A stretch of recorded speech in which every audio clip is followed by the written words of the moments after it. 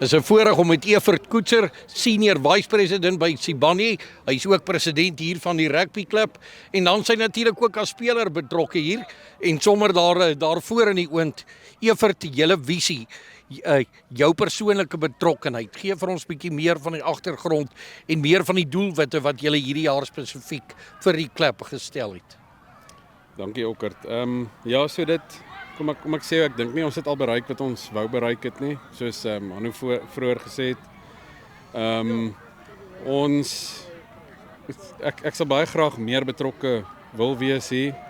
Ek dink nie, kyk as jy kyk hoe speel hierdie manne en hoe heg is die span en jy weet wat hulle alles vermag. Dit laat ou altyd maar skaam kry. Dit laat jou altyd voel of jy kan meer en jy kan beter. Weet veral vir ouens soos dit, vir klasmense wat daai tipe commitment het en daai tipe skouer agter die wiel sit. So ek wil vandag sê hulle laat ons half skaam staan, want dit voel of ons nie genoeg insit as hierdie ouens so skyn nie. En dit is nie net skyn op die rugbyveld nie. Ek dink die manier hoe hierdie span saamtrek en die leierskap wat ons het hier en die manier wat die borge inklim en aktief betrokke is hier. En ek dink almal het hulle goed en hulle sleg.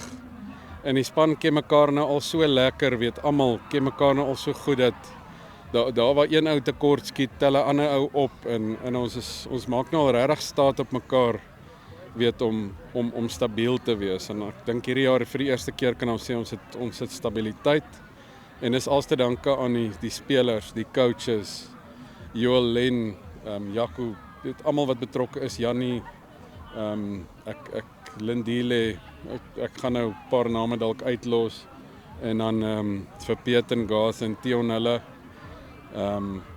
Dit vat baie mense. It takes a village to raise a child. En ek praat nie van die spelers as kinders nie, maar dit vat omtrent 'n village om 'n stabiele omgewing te skep vir 'n klub.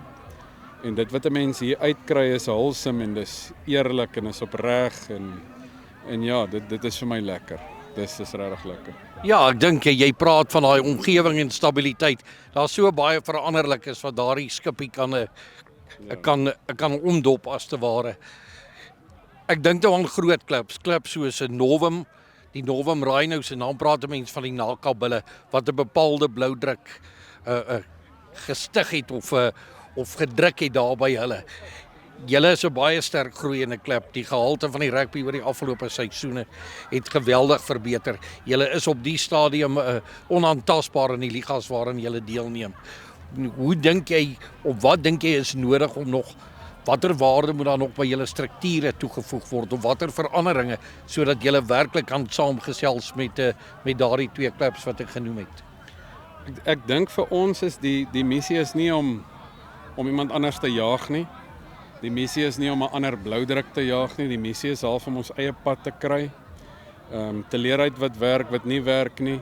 En intussen om manne saam ons op te tel. Hierdie goudklub van ons, om hulle saam ons op te tel. Impala het nou al op meer as een geleentheid het hulle regtig weet opgestaan en hulle self laat hoor. So vir ons gaan dit oor om almal hier om ons om seker te maak ons staan almal saam op en ons maak Rustenburg en Sibanye Goud se rugby sterk. En deur dit te doen en deur verander op te daag, dink ek is goed vir jou eie siel en is goed vir jou eie klub en is goed vir jou eie hegtheid op die einde van die dag. So ja, ons gaan nie nou snaakse goed doen nie. Ons gaan nie snaakse goed najaag nie. Ons sal ons eie resep volg. Ons probeer mense rondom ons optel en daar waar klubs rondom ons kan optel, daar vat ons dit en ons leer en ons bly nederig. En ja, dan glo ek eendag as ons oë uitvee is ons bo. En ons sal dit maak met hierdie tipe manne in ons geleedere is dit absoluut moontlik, verseker.